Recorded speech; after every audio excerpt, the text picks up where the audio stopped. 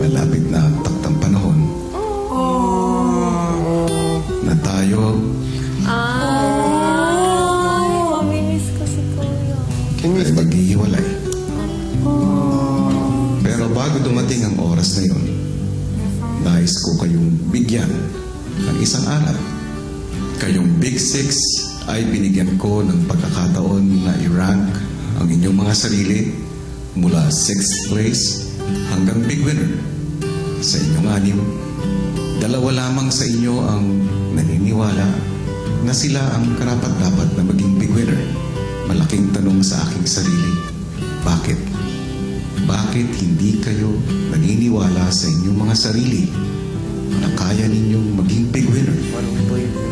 Gayong sa inyong paninirahan sa aking bahay, marami akong rason kung bakit ako naniniwala na kayo ay karapat-dapat. Devon, pinakilala mo sa akin ang isang anak na hangad ay tumulong sa kanyang pamilya para umahon sa hirap. Ikaw ay nagpursiging mag-aral, naghahanap ng papakitaan para sa iyong magulang at mga kapatid na nag-aaral. At bagamat laki ka sa hirap, Devon, patuloy ka pa rin nakangiti. Dahil dyan, ikaw, Devon, ay isang Big Winner. Parang mamimiss ko lahat-lahat. Fritzy, ikaw ay larawan ng isang positibong kabataan. Kapag nakikita kitang ngumiti, nakikita ko ang isang teenager na laki sa isang mabuti at masayahing pamilya. At maski parang perpekto ang iyong buhay, ikaw ay nananatiling mapagkumbaba. Dahil dyan, ikaw, Fritzy, ay isang Big Winner.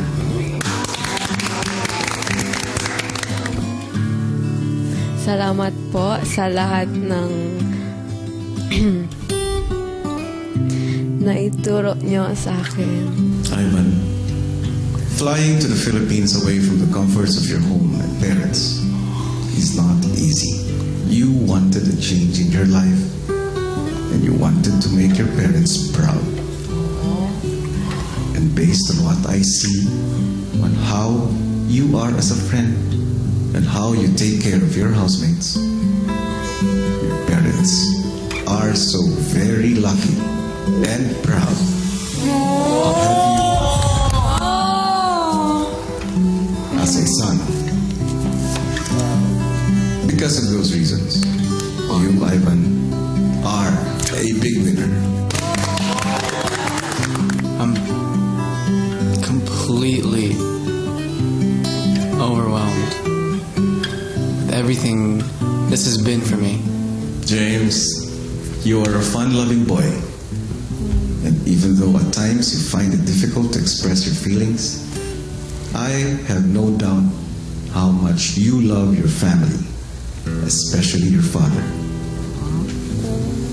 Despite your health conditions before, I saw the fire in you who wanted to stay and continue life as a housemate. With these reasons, James, you are a Big Winner. I'm so grateful for the opportunity to make such close friends in this house, especially. He's going to cry.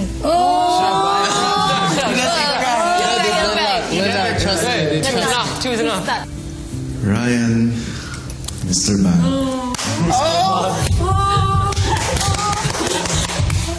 I know. You have always been a source of joy and happiness for your housemates. You said you had a hard childhood because of your family situation. But I am very happy to see that despite all the hardships, you are always ready to smile and laugh with these reasons.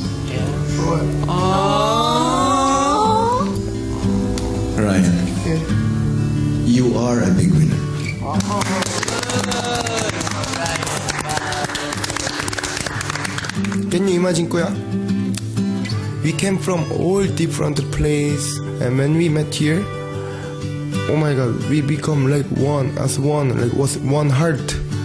Brett, you have come a very long way.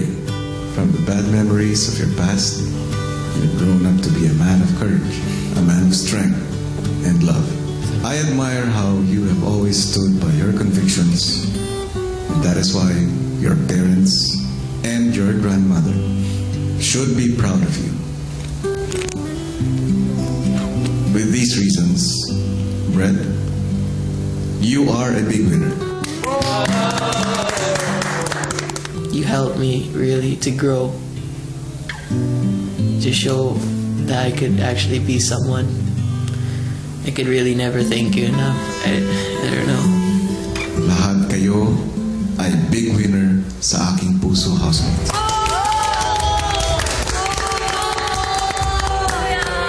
At kung meron akong aral na gusto kong bitbitin ninyo paglabas ng aking bahay, ito ay ang pagkakaroon ninyo ng tiwala at bilib sa inyong mga sarili.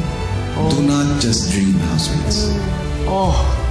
Dream big, housemates. Ang kagustuhan at pangarap na maging winner ay hindi nangangahulugang ikaw ay mayabang.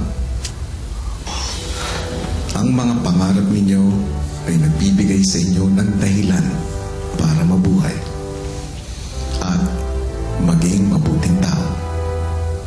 Minsan na rin akong nangarap, housemates, to be able to help other people share and improve their lives. Pero hindi ako tumigil doon. Gumawa ako ng isang bahay kung saan maaari kong imbitahan at patirahin ang mga piling tao para ibahagi ang kanilang sarili. Sa karamihan, ako ay naging kuya nila. I am glad that I dream big. For if I did not, I wouldn't have met someone like you, Fritzy, Devon, Ivan, James, Ryan, and Brett.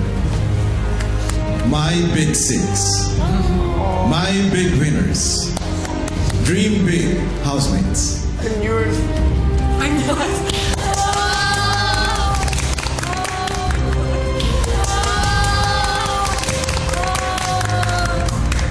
At isa pa, housemates. Chuba chuchu.